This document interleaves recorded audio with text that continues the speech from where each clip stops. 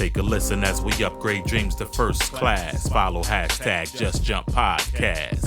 Hosted by the one, yours truly, Hakim on duty, never booty. Every episode, every guest, we here to help make dreams manifest. Yes. Welcome, all of my big dreamers and dreamettes. You are officially connected to the Just Jump Podcast.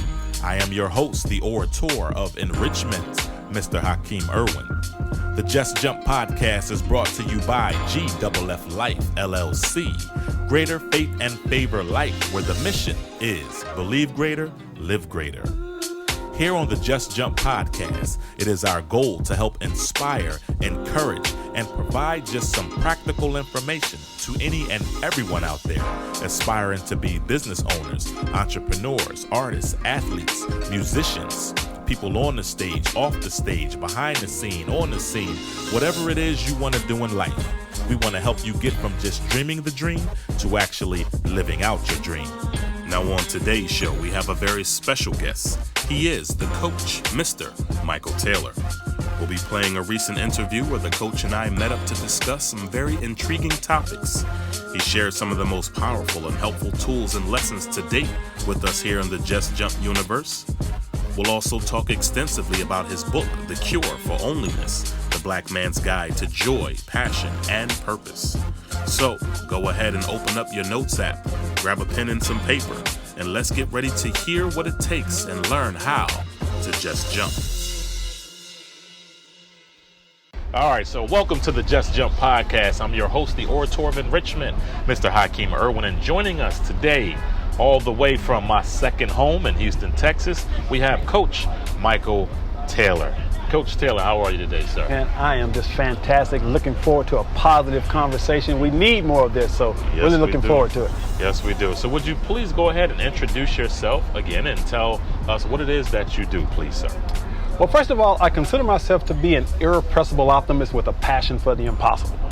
And I am the Say that 5 times real quick. I am the president and CEO of Creation Publishing Group, and I publish books, do seminars, workshops, conferences, and just absolutely love the idea of empowering people to reach their full potential.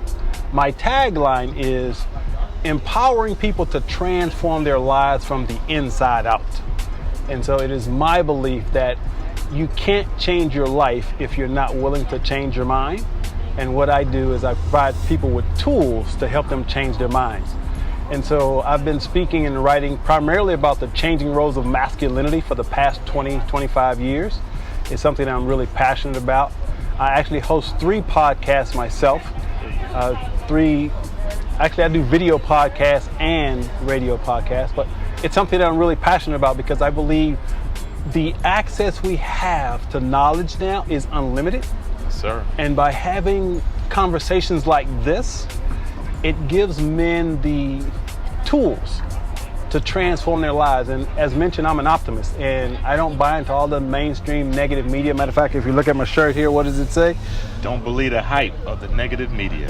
Yes, sir. So don't buy into the hype. Classic. Because, again, I'm an optimist, and I personally believe that every human being has an infinite capacity to create whatever the heart desires, and that's what I challenge people to do. So what brought on this positive thinking and don't believe the hype? What inspired you to go this route as far as career-wise and professionalism? Well, first of all, if there's such a thing as an optimism gene, my mom had it. Okay. And she passed on to me this idea that anything was possible. And I was born in the inner city projects of Corpus Christi, Texas, to a single mom with 6 kids, and we were basically the poster children for poverty back then. And yet, I cannot remember a single time that I heard my mom say anything negative. She always told me, Michael, if you want something badly enough, you can have it, but you got to be willing to work for it. And so that's where it all started. But my real journey began at the age of 23. I was living the American dream. I had the house, the wife, the 2.5 kids, and all of that. And by society standards, 2.5 kids. Yeah, you know how they say it, the 2.5 kids. Gotcha. But I had succeeded by society standards, and within about a 6-year time frame, That dream turned into a nightmare as I went through a divorce, bankruptcy, a foreclosure, a deep state of depression. I was homeless for 2 years living out of a car. And during the darkest period of my life, I received a miracle. I was sitting up late one night because I was too depressed to sleep. And I was sitting at the edge of my bed, looking across the room at my bookshelf, when I happened to notice that every book on my bookshelf had something to do with getting rich or making money. And as I looked at those books, this question just popped in my head. Michael, what if you took all the energy and effort you've used in trying to get rich and simply figure out how to be happy? And that single simple question literally changed and saved my life in an instant. Because all of a sudden, something in me shifted. And in that moment, my depression lifted. And I had this amazing clarity that my life was going to turn out exactly the way I had dreamed it would. I knew my life was going to be extraordinary. And so obviously I stopped reading books on getting rich and making money, started reading books on psychology and philosophy and spirituality and metaphysics, and I went on this deep, deep dive to self. And so it was an amazing journey, and obviously I was able to rebuild my life, and I said, you know, I need to share the things I learned with other people, especially men of color. I wanted to share the lessons that I learned, so I decided to write a book. And in 1995, I wrote a book called Brothers, Are You Listening? A Success Guide for the 90s. And it talked about the things that I had learned through my own personal journey. And so that's how I kind of got started in this whole thing. And that's been, like I said, a 25-year journey. So is what you're doing now, is it something that you kind of always wanted to do? Was it in the back of your mind, or did just the circumstances of life kind of guide you towards that? Well, I believe in divine providence. Yes, sir. I think everything happens for a reason. And I've known since I was 10 years old that I want to be an entrepreneur. As a matter of fact, I started my first company when I was 14 years old. Okay. And I had 3 companies when I was in high school. You know, I was a DJ, had my own equipment. I installed car stereos. I had 3 motorcycle shops that I cleaned as a janitorial service. So I've always had this entrepreneurial spirit. And so when I was married, there was a part of me that knew that I didn't want to work for somebody else. Right. And so I think God, the universe, whatever you want to call it, has a unique way of getting our attention sometimes. Okay. And sometimes we get these divine pops up on the head that says you're not doing what you were put on the planet to do. Yes, sir. Witness to that. And so my divorce was my wake-up call. Okay. It was simply the universe's way of saying you're not doing what you're supposed to be doing. And so as I look back now and I look at all the adversities that I've overcome, all the challenges that I've overcome, I recognize that every adversity brought me a gift and a lesson. And if I had to do my life all over again, I wouldn't change a thing, because I can see how every event shaped me to be the man that I am today. And so here I am now, just in a place where I'm just really, I've surrendered. Good. And I trust, and I listen to that still small voice within me, and that voice says, you are here to make an impact. And that's what I try to do. And now I heard you mention something about being happy. You said that you had the books about getting rich and things of that nature, but there was something about happy. So define what happy means to you. What does happy mean to Michael Taylor? You see, I used to think happiness was something that you achieved when you had stuff. If you had the nice house, the nice car, the nice wife, you'd be happy. Well, guess what? I had all those things and I was absolutely miserable. And so what I've come to know that happiness is an inside job. And in order to access happiness, and this is a challenge for men, especially men of color, in order to access happiness, you must be in touch with your emotions. You must be in touch with your feelings, and that is something that we're conditioned not to do. Right. And so most of us, we process everything from the neck up. We think, but we don't really know how to feel.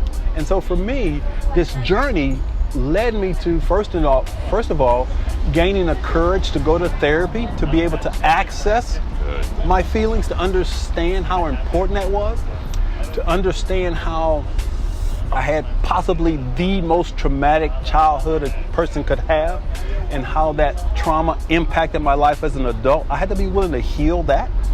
And so I went through this healing process, and it allowed me to tap into that happiness, that joy that is beyond description, that you can't rationalize in your head, you can only feel in your heart.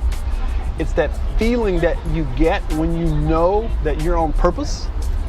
It's that feeling that you get when you are so comfortable in your own skin and you know who you are, that nothing shakes you. Because you know no matter what happens to you in life, you have the ability to deal with it and move through it. And so now you talked about black men specifically having the issue with getting in touch with our emotions and feelings and things of that nature. And I've found that over the years to be very true. With men in general, but I can't speak to another race's experience, I can only speak to mine. And I know within our race, it is very strong. So then how do we, as motivators, as people who do this for a living, speaking to people and things of that nature, how do we get them to listen? How do we get them to break that stigma of black men not getting therapy or not seeing a counselor or not really getting in touch with our emotional side that a lot of us need to do for our own healing? How do we get people to do that? When I started reading all these books about psychology and philosophy, everything started to click. And I read a book by a guy named John Bradshaw. And the book was called Healing the Shame That Binds You. And in that book, I discovered that what had been driving my behavior most of my life was a deep sense of shame as a result of the traumatic childhood that I had. In doing some work with John Bradshaw and healing that shame, I was able to get free. And so I was no longer hiding behind this mask of Mr. Nice Guy and always needing other people's approval. It just allowed me to get in touch with Michael Taylor. And so in answer to your question, what should men of color do? First of all, they do exactly what we're doing right now. Yeah. Engage in a dialogue with each other about the challenges that we've dealt with, right, to let other men know that they're not alone. See, most of us think that, oh, nobody's going to understand my pain. Nobody can understand and relate to what I've been through. Yeah, we can. Yeah. So we have to create spaces in which there's safety, in which we as men of color can come together to start talking about matters of the heart. Yeah. See, it's easy for us to sit in the barbershop and talk about who's better, LeBron or Michael Jordan. Yeah. Yeah, it doesn't do anything for us, right? Right? But how many of us are courageous enough to engage in a dialogue about what hurts us, about emotional pain and emotional joy? Right. How many of us have spaces where we can have these types of conversations? Well, again, I've been doing this for 25 years. And again, I've written 8 books. And I've committed my life to sharing information with men of color to support them who are courageous enough and ready to do this work, because it takes effort, but it's available. And I think one of the things that's missing, we have this stereotype, and I'm sure you've probably heard the saying that if you want to hide something from a black man, put it in a book.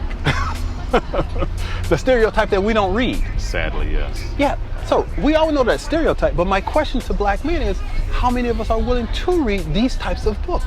Right. See, because for most of my life, before my divorce and everything, I would never read a book about psychology and metaphysics and emotions. No, I was thinking about how to get paid. Right, right. But again, it wasn't until I went through that experience that I go, oh, well, there's another way to look at life. And so what I do is, once again, I feel blessed to know that I have a gift. And that gift is writing. That gift is speaking. And so in recognizing those gifts, it's my way of being in service. And so having these types of conversations is another way of being in service. 2-part question. Okay. The first part of it is, what was the first step for you in breaking out of that shame? And then how do you, as making a business of this, since it is so difficult to get specifically black men to break out of that, how then do you get to them? How do you reach them to even give them that information if they're so resistant to that? Well, it comes down to purpose. Okay. And I believe, once again, every human being has a divine purpose. There's a specific reason we are put on this planet. As a matter of fact, I believe our purpose is encoded in our DNA when we show up.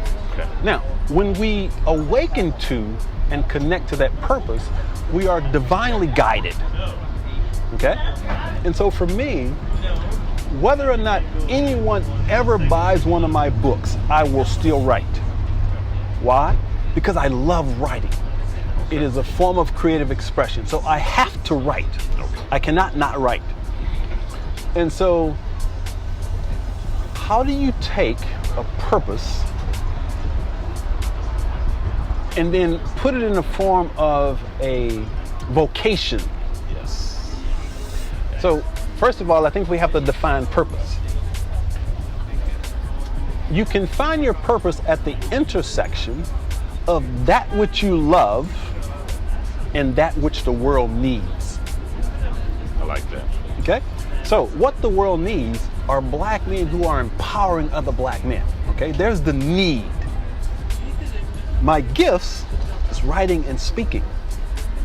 So when I take my writing and speaking and I start empowering black men with those books and seminars and services, I am on purpose. So it is not my job to say, well, you know, black men don't read it. No, my job is to put the information out there, to do interviews like this, to share on my podcast. And for the men who are ready, I believe they will be attracted to this work, attracted to these conversations. So it's all part of that divine plan. Now, fortunately for me, because I've always known I was an entrepreneur and I knew that I wanted to own my company, that's just how God works. He says, look, I'm giving you these gifts. Now I want you to take these gifts, make an impact on the world, and in the process of doing it, I can assure you that I'm going to open up the doors of heaven and pour you out a blessing that you can't receive. There's my company. Good. That's the best answer I could ever ask for. How'd you put it? Your purpose is at the intersection of that which you're good at and that which the world needs. Yeah. When you can find that, when you can do that, when you can, first of all, most people aren't willing to find out what they're really good at. Yes, sir. Okay, that's an inner process. But when we find what we're really good at and can figure out how to use it to make the world a better place, we find our purpose. Now, you don't have to have, see, this is where a lot of people get caught up. They think that your purpose has to be some big grandiose thing. Yes. You can be a great mechanic and love working on cars. And your purpose could be to be a mechanic because you'll be in service to someone, right? Right. So you just have to find that which you're good at and know that. How do you know when you're doing what you love? Here's a question for you. How do you know when you're doing what you love? For me, it has been because I know that I could do this without getting paid for it. Like this, I don't get paid for podcasts, but I love I love the conversation. I know that somebody is being blessed by this. Absolutely. Even if it's just one person. So, and there's three ways to know when you're doing what you love, and that's the first one. You do it without the thought of compensation, right? Yes. That's the first way. The second way to know when you're doing what you love, when you're doing it, time disappears. Yeah. Right? Yes, sir. Yes, sir. When you're doing what you love, you don't think about time. As a writer, I can sit at my computer for 8 hours. It feels like 10 minutes. Yes. Okay? The last way to know when you're doing what you love is you want to share it with others. Yeah. Yes. So when you have that thing that you love and it meets those three criteria, then you know you're on track to doing your purpose because you're doing what you love. And then the money will follow if you work in marketing. That has been not the struggle, but for me, that has been the part that I think a lot of us don't pay enough attention to. Mm-hmm. You have to market it. Mm-hmm. You may have the gift, the skills, and all of those things, and that's great and that's wonderful. Mm-hmm. But if nobody knows that you exist, right? You know, I mean, we can believe in the law of attraction, all of that, and that's all great. And I believe there's a purpose for that. But you still got to do some kind of marketing. Mm-hmm. You got to talk to people. You got to network. You got to get out and do those things. So did you have any mentors? Now, I heard you mention your mother. She's always, telling you to work with things and, just believe in yourself. Did you have any other mentors? Was there anyone who specifically influenced you to make the jump into doing what it is that you do now? My mentor and the person that's probably second in terms of who taught me how to think is a guy named Wayne Dyer. Yeah. And I remember him. Passed away a couple of years ago. But I started reading Wayne Dyer when I was in my 20s. And I read a book by Wayne Dyer that just shifted everything for me. Because I'm 22 years old. Again, I'm climbing the corporate ladder, moving up the corporate ladder. And unfortunately, a lot of my close friends who I grew up with, we're still in the projects and not willing to break free and get out of that, even though I offered them opportunities to come work with me. Wow. But I remember struggling with identity to some degree in that, so what does it mean to be black? Yeah. Because, I'm doing all this work, I'm working extremely hard, and yet I'm being rejected by my friends and, I'm getting accused of trying to be white, which I talk about in my book a lot. But I was sitting there kind of struggling because I've always had set goals. And so I had this goal that, I was going to make manager for this particular company, which I actually did. And I read this book by Wayne Dyer, and he said this: as a human being, you have within you the capacity to do anything any other human being has ever done. And when I read that simple sentence, something in me clicked. And I believed it. That's the key. Believe it. I believed it. I believed it with every fiber of my being. And so in reading that, one of the questions I asked myself in my own mind, well, wait a minute now, he said, as a human being, now I'm black, but I'm a human being, so why would that not apply to me? But it was that sentence that allowed me to not be in any way ashamed of being black, but it helped me recognize the source of who I am. And so That's good. a lot of times where I was accused of denying my ethnicity by saying I'm a human being, but in reality, I'm not denying my ethnicity, I'm simply affirming my humanity of who and what I am. And so I see myself as a man who happens to be black. Right. Versus just a black man. Right. And a lot of brothers struggle with that because they feel like they're betraying the race, if you will. But the truth is, the essence of who you are has nothing to do with your skin color. And so we, as men of color, have to shift the conversation. And so that's what I've been writing about, as mentioned, for some 25 years, because, as mentioned, I love books and I love science. We have a lot in common. And so the first thing I go through is, well, what does science tell me? For example, we talk about the mind and the brain. Well, if you study the mind and the brain doesn't care what color you are. It operates the same. Yes, it does. That's good. And so we, as men of color, we I think sometimes collectively we struggle with identity because we're so attached to being black that we aren't allowing ourselves to really know who we are, and who we are has nothing to do with the color of our skin. So the question becomes, how can we embrace both? Well, I say, for me, it works to say, I am a man who happens to be black. And there is a divine purpose in that. See, because to get real spiritual on you, Please do. I'm always open for that. here's what I believe. I can look at my life and I can explain and fully understand exactly why God put me in the environment He had put me in from birth. I can see the divine purpose in all of it. Why was I born in the inner city projects to a single mom with 6 kids? How was I able to get out of that environment, to be a high school dropout, and yet still climb the corporate ladder, and at the age of 22, be the youngest manager in the history of this one particular company I was working for, buy my first house, be able to travel and do all those things at 23 with an 11th grade education. Now, do you think I'm just this really smart guy? Or do you think there was a divine hand in this? Yeah, you know the answer to that. Okay? Now, fast forward from 23, going through the divorce, the bankruptcy, even contemplating suicide. It was so dark. And now to be on the other side of that, I see how every single adversity. You remember the poem Footprints in the Sand? Yes. The time when you saw only one set of footprints, that is when I carried you.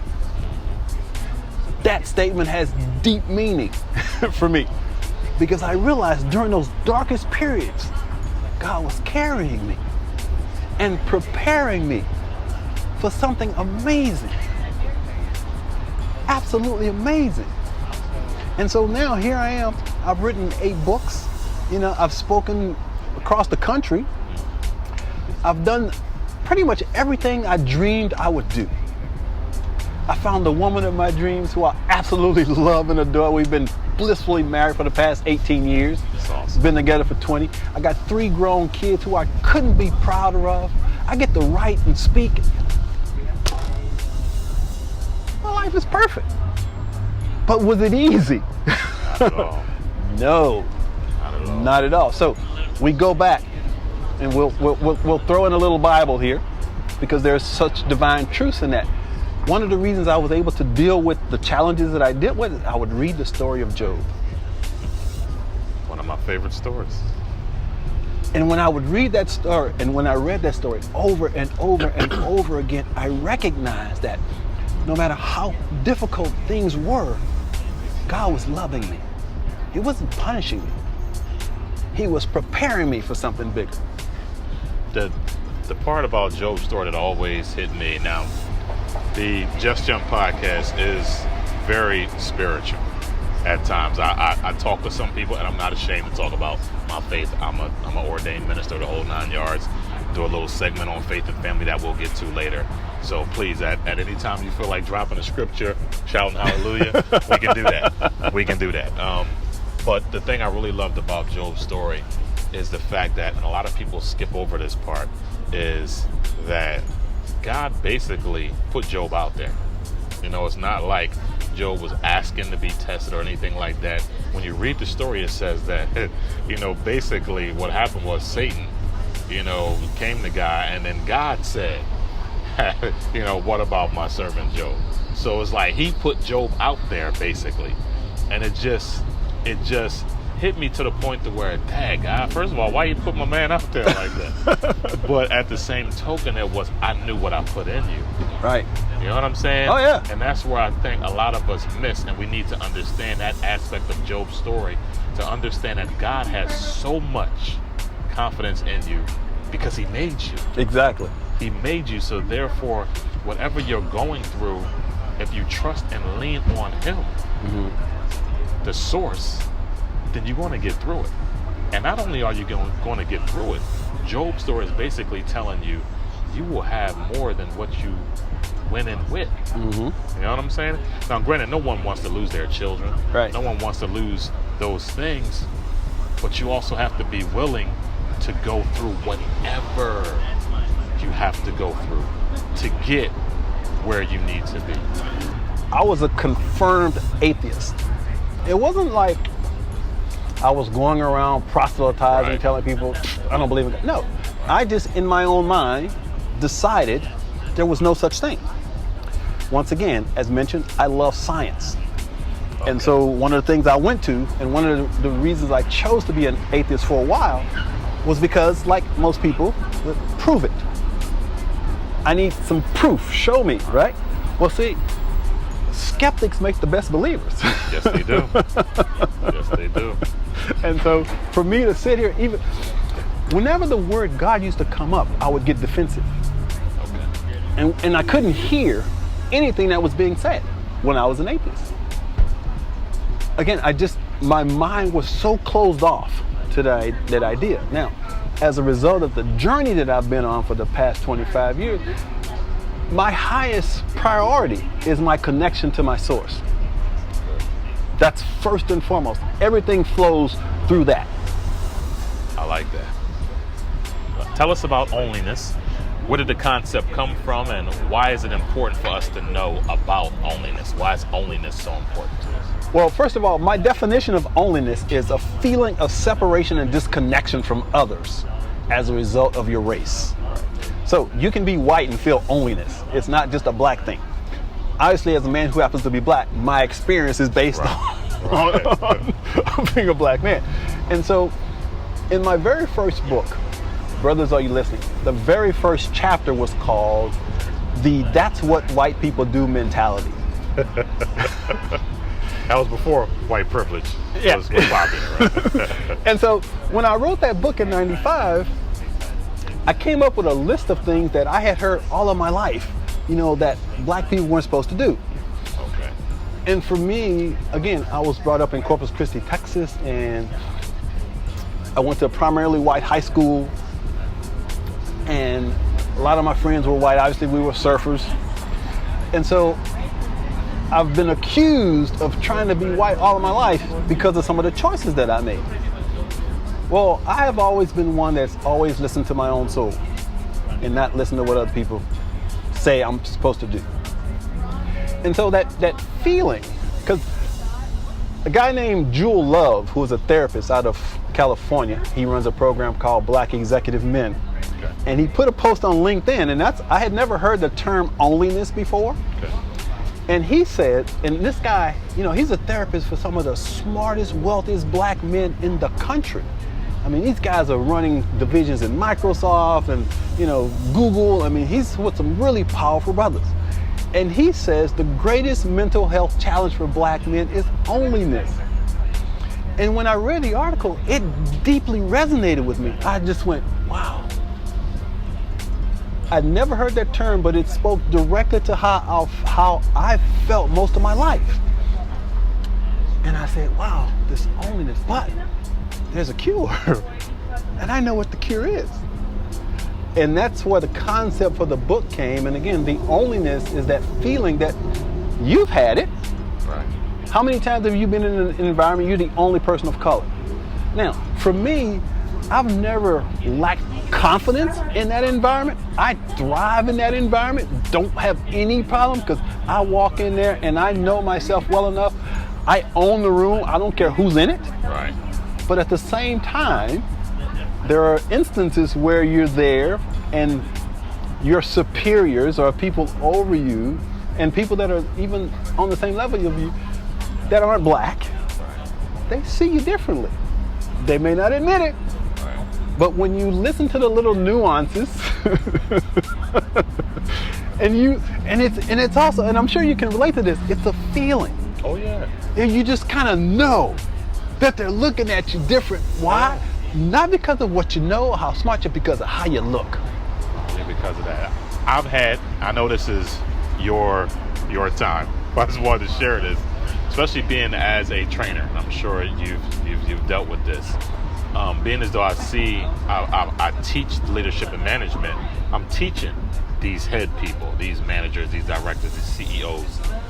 And so a lot of times I'm going into cities and I'm going into places where we are very low in number, okay? Not to mention the seminar itself. So I went in there with older white men, older white ladies, and so when they see the trainer, oh, there's a black guy. Mm-hmm. It's just like you said. You get that feeling because you know. Exactly. You know the look that you get is like, what can this black man teach me? Should he be playing basketball somewhere, or you know what I'm saying? Oh yeah, absolutely. Rapping, all of that, and it is what it is.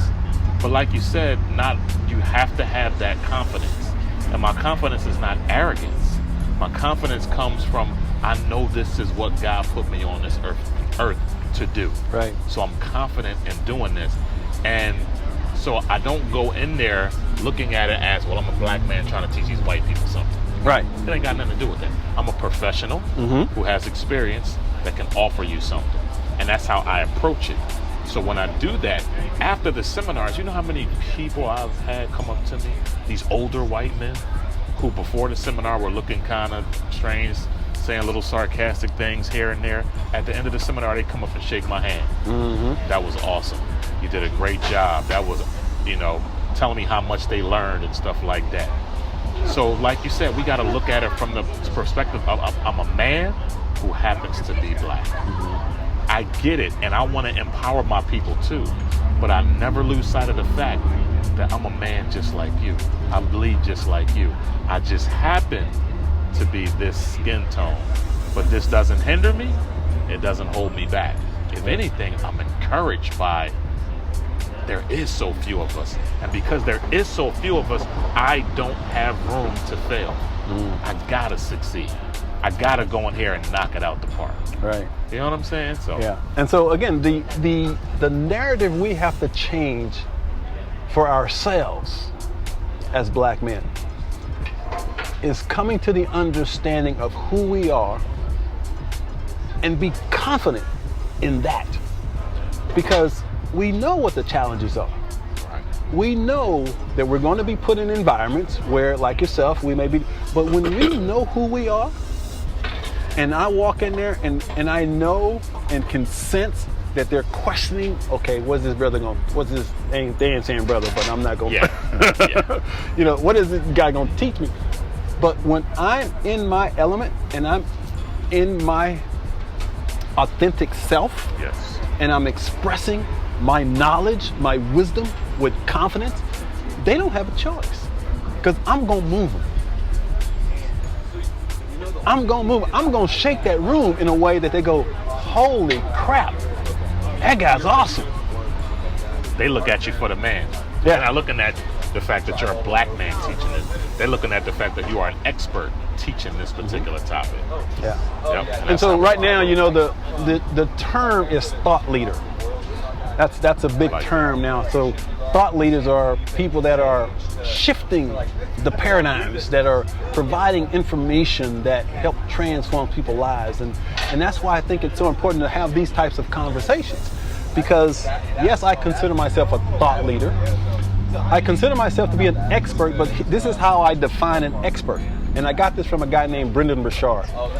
An expert is simply someone who practices 3 R's. Okay? Research, report, results. So, if I'm willing to do the research and learn and gain the knowledge, and then report it to others by sharing and writing books, and I create results in other people's lives by the stuff that I've shared, I'm an expert. See, I used to not like that title because I've listened to experts and I go, seriously? And you're supposed to be an expert?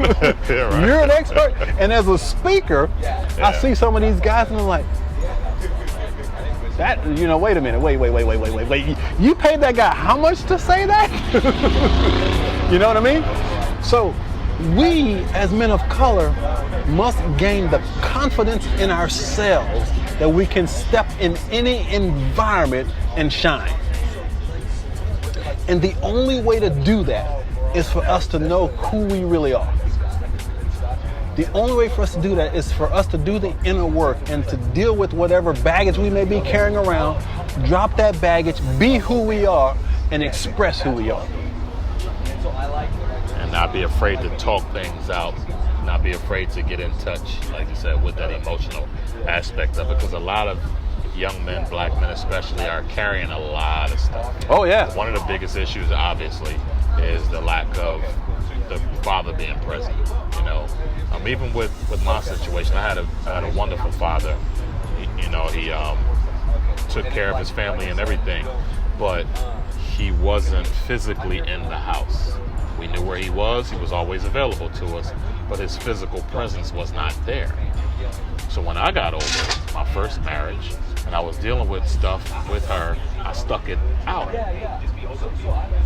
And I began to look at my father differently, right? Because then I began to say, why didn't you stick it out? The same way I'm sticking this out with her, you could have stuck it out with my mom. You know what I mean? So I started passing judgment on him, not understanding why he left, not talking to him, having that understanding. I had to get in touch with those things we had that conversation. You know, I begin to understand, but a lot of times some men, they never do that. They never talk it out. They never talk to dad and be like, Dad, why did you leave? Talk to me. Like, you know what I'm saying? Because I'm holding it down.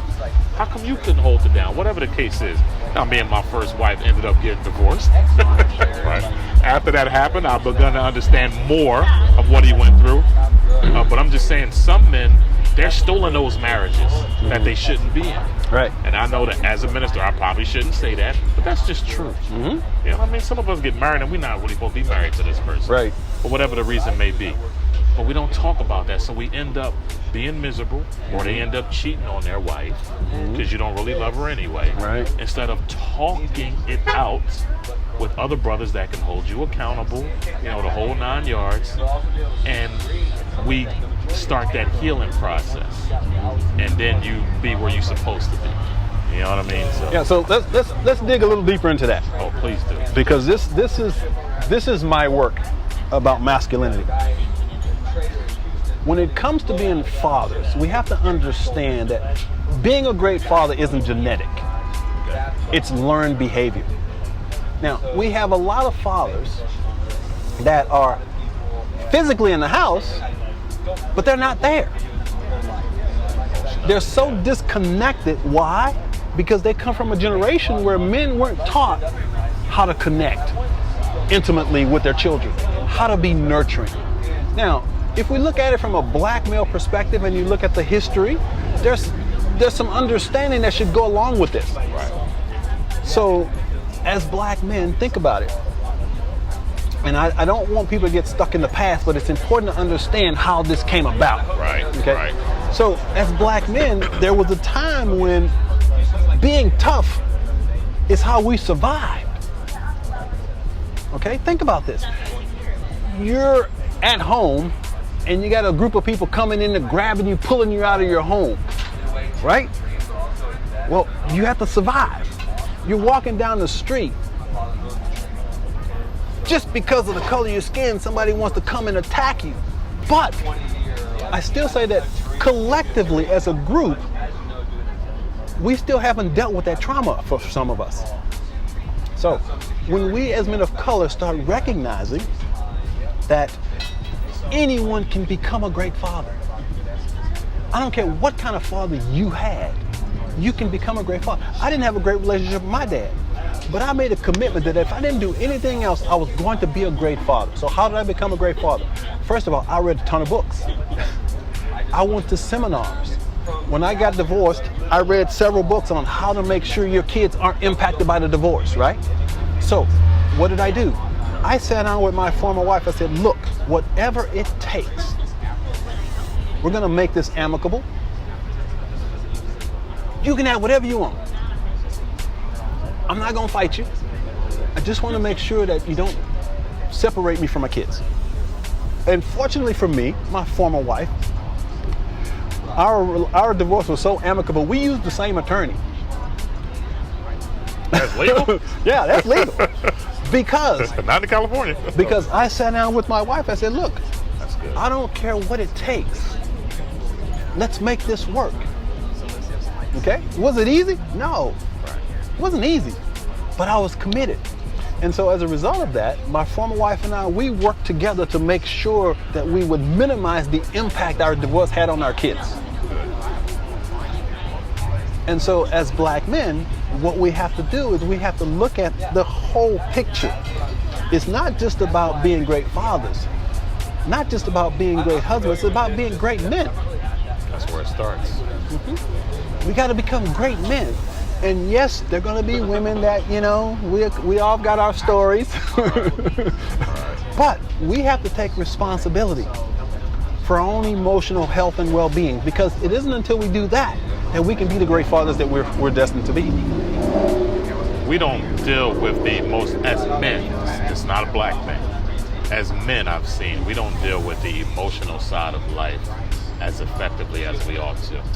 We constantly say things like, well, being emotional is, you know, that's for women and stuff like that. And I think when a man is not in touch with his emotional aspect, you are robbing yourself of a lot. for those of us who have daughters, I have 4 daughters and 1 son. You know what I mean? I have had to learn how to be sensitive, right? Because I grew up with no sisters. I have 3 older brothers. So I got the whole punch in your chest stuff. You know what I mean? I got the whole stop crying stuff. My mother was a tough love type of mom. If it ain't broken, it ain't bleeding, you all right. You know, type of thing, right? So, you know, that mentality was ingrained. But then I have these daughters, and then as a man, I honestly, I was a womanizer when I was young. You know what I mean? Women, you couldn't do nothing for me. My mother taught me how to do everything. I don't need you for nothing, except for that. You know what I mean? So just being real, because a lot of brothers deal with this, but we don't talk about it. Right? So I didn't understand it. Now, even to this day, I'm in my late 40s, and I'm still understanding and learning how to be sensitive for my daughters. It didn't come natural. Right. It's a process that I'm learning. So imagine if I did not want to be in touch with the emotional side. What kind of damage would I be doing to them? So let me share the 5 illusions of manhood that drive most of our negative behaviors as men. I wrote about this in my book called The New Conversation with Men. And again, it transcends ethnicity, it has nothing to do with race. These are the illusions that society has perpetuated since the beginning of time. Illusion number 1. To be a man, you must be non-emotional and disconnected. See, that's the first illusion. And that is the most destructive illusions that we as men have. Because our culture conditions us to believe that emotions are for women. We're taught that feelings are for women and that women are more emotional than men. And that's not true. Men feel at the same depth, at the same level as women. We're just conditioned not to express how we feel. We feel hurt. We feel joy. We feel sadness. We feel fear. We don't talk about it, but we feel it. And what we as men do, we begin suppressing, repressing, and denying how we feel. And that's what causes most of the problems in our lives. You see, a psychologist will tell you that every addictive behavior is driven by an unmet emotional need. There's something that we're afraid to feel, so what do? We anesthetize it with alcohol, with sex, with drugs, with work. But it's all in an attempt to cover up a feeling that we don't want to have. And that feeling is usually hurt and pain. But how does it show up? It shows up as anger. Yep. Because now that we're good at. Yeah, we're very good at, because men are taught, it's okay to feel anger. So that's illusion number 1. Illusion number 2 is to be a man, you must use sexual conquest as a gauge for manhood. Think about that. We go around trying to get notches on our belts. Why? That's what we're taught. That's what we're taught. That's how we validate our masculinity, by sleeping with as many women as possible. But that's an illusion. Illusion number 3. To be a man, you must have money and material possessions. Now, obviously, nothing wrong with making money. Right, I won't be broke. The problem is, we get so attached to materialism that we hide behind our stuff. And so, like myself, I had all the stuff, but I was absolutely miserable. Because I was trapped in that illusion. I had to have all the stuff. Okay? So, illusion number 4 is to be a man, you must have titles, positions, and power. You see, our society says that a man with a PhD is somehow better than a man with a GED. That's not true. That's a label. That's education. It doesn't make you a better man. But our culture convinces us that, yes, this person is better because he has this label. That's not true. And last but not least, to be a man, you must constantly compete with and try to outdo other men. Tell me that's not true. 110%. Now, these 5 illusions, they're in your book? A New Conversation with Men. That's a different book. Oh, yeah. I'm going to have to get that one. But those 5 illusions is what drives most of the negative behavior in our lives. That is so. I'm so glad you touched on that, because somebody out there needed to hear that. Somebody out there needed to hear that. So speaking of books, talk to the Just Jump universe about your book, The Cure for Onlyness, A Black Man's Guide to Joy, Passion, and Purpose. How did that come into being? What's the purpose behind that? What do you want someone to walk away with when they have finished reading that book and they close it and they walk away? Well, my first question, though, to you is, how many times have you heard a black man talking about joy, passion, and purpose? The only time we talk about joy, passion, and purpose is when it's connected to one of those things that you just mentioned about the 5 illusions. The joy, yeah, because I just hit that. She was the best thing, blah, blah, blah. That's where our passion. We talk about passion when it comes to sports. Oh, Cowboys suck, which they do suck. From West Philadelphia, born and raised. But and then, purpose, we define our purpose most of the time by our titles. So that's the only time I usually hear it. Right. So with that being said, what this conversation is about is taking brothers deeper. We have to start going deeper, meaning looking within our hearts, minds, and souls to figure out what makes us who we are. There's a beautiful saying that I love. It says, if you don't go within, you will always go without. So if you don't go within and challenge and examine your deeply held thoughts, beliefs, and feelings, you'll never change your life. And so this conversation is about challenging men, specifically men of color, to ask themselves deeper questions about what they believe, how they think, and how they feel. See, the good book says what? Be ye not conformed to this world, but be ye transformed by what? Renewing of your mind. The renewing of your mind. And now more than ever, as black men, we got to renew our mind. And so this has been a continuation. Like I said, I keep reading, I keep researching, I keep writing. The more I learn, the more I share. And so this book, The Cure for Onlyness, is a step-by-step guide of self-awareness. Because the cure to onlyness is just that, self-awareness or self-actualization. When we engage in this process called self-development, personal growth, whatever you want to call it, we connect to our divinity. Yeah. But the only way out is through. So what did the master teach us? The kingdom of heaven is within you. I will assert that that kingdom that he was talking about is our mind and our connection to God. Right. And until we're willing to change our minds, change our hearts, our lives can't change. That's why I wrote this book. So when that person closes that book, they should walk away with at least a better understanding of who I am as a man. Absolutely. Who I am as a person. So in essence, a Hispanic man can pick up the book and understand the same things that black man. Any man of color will definitely relate. But even if you happen to be white, you will gain benefit from it, because it will give you an idea of what we deal with, and you'll see us differently. Right. Which can only be a benefit, because I'm sure at some point they deal with this. Sure. Either you're a manager who has black employees, may know some black people, may have some black friends, or that stranger. You like you said, you'll understand that a lot different. So how can a person connect with Coach Michael Taylor? How can someone connect with you? Are you on Instagram, Facebook, LinkedIn? Yeah, if you search any of the social media properties and put in Coach Michael Taylor, I pop up pretty quickly. CoachMichaelTaylor.com is my primary speaker website. But for the men of color that are really ready to transform their lives, I really recommend that they go to onlynesscure.com. That's onlyness, ONLYNESS cure.com, because it's a powerful resource. There's a free masterclass that I do about the 10 keys to overcoming onlyness. Won't cost you a dime. Get on there, check out the video, the masterclass. It's powerful.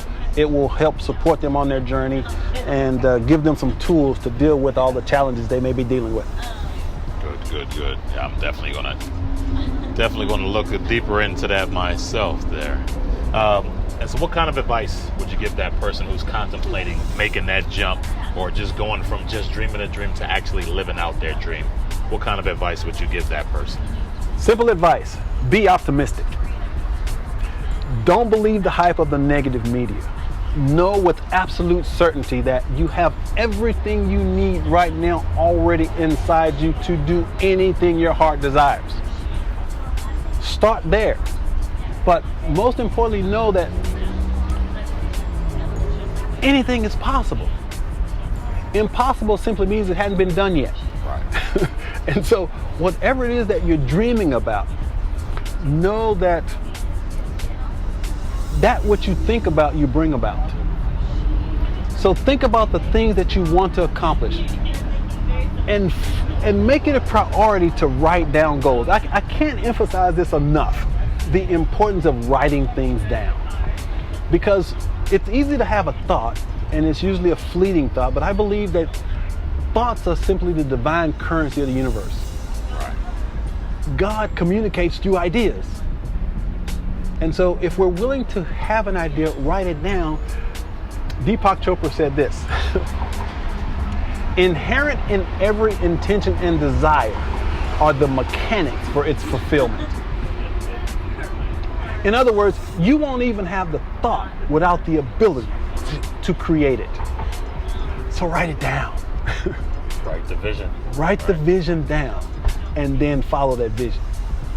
Put it into action. That is something I'm really focused on for this year. Is I just personally believe that 2019 was a lot of information. Got a lot of, me personally, got a lot of information, got a lot of content, gave a lot of content and info.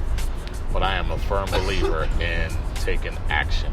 2020 has to be a year of taking action, put some application on it, and not just that information. So that was some great advice. Thank you so much for sharing your story and just spending some valuable time with us here on the Just Jump podcast and in the Just Jump universe. As Coach Michael Taylor, appreciate your time, sir. Thank you so much. That's a wrap. Well, there you go, my big dreamers and dreamettes. That was an awesome and uplifting interview with the coach himself, Mr. Michael Taylor. A very positive brother, and that's one of those interviews where you'll have to go back and listen to it at least 2 and 3 times just to write down all that great information that he shared with us here in the Just Jump universe. Now, your dreams are out there too for the living, so don't stop saying your prayers. Continue to seek wise counsel and keep connecting with us here on the Just Jump podcast, where it's our goal to keep you inspired and encouraged to live out your dreams. Now, for those that would like to connect with us here on the Just Jump podcast, be sure to go to our website, www.gfflife.com, where all of our contact info is at the bottom of the homepage. Also, be sure to click on the podcast page for the latest episodes. We always look forward to engaging with all of our Just Jump universe, so be sure to leave us a comment, a question, or a testimony. This episode of the Just Jump podcast is brought to you by The Cure for Onlyness, the Black Man's Guide to Joy, Passion, and Purpose. Written by the coach, Michael Taylor. Now that's available on Amazon.com. Also be sure to check out his website, onlynesscure.com. Again, that is onlynesscure.com. Thanks again to the coach, Michael Taylor, for spending some valuable time with us here on the Just Jump podcast. I am your host, the Orator of Enrichment, Mr. Hakim Erwin, reminding all of my big dreamers and dreamettes to just jump into your dreams. God bless.